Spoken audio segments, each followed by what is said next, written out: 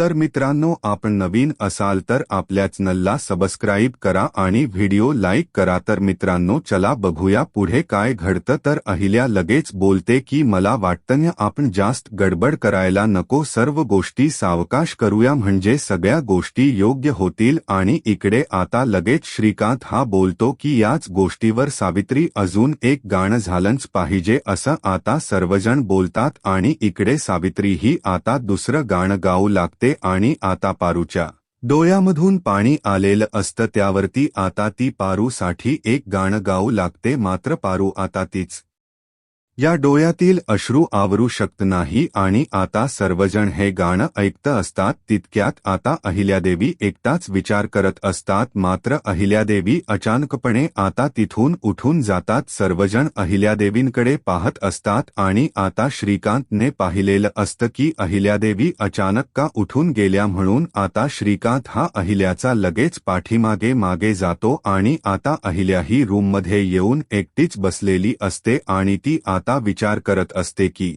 सगळ्या गोष्टी नीट होतील ना, मागच्या वेळी जी चूक झाली ती आता यावेळी होणार नाही ना। आता श्रीकांत लगेच येतो आणि बोलतो की काय अहिल्या, तू अशी का निघून आलीस? सावित्रीचं किती छान गाणं चाललं होतं, तिला काय वाटलं असेल तू असं निघून यायला नको होतंस? इकडे अहिल्या बोलते की काही नाही श्रीकांत, मी इथे असंच आले होते। श्रीकांत आता तिला विचारतो की अहिल्या, मला माहिती आहे नक्कीच काहीतरी तुझ्या मनात मध्ये चालू आहे,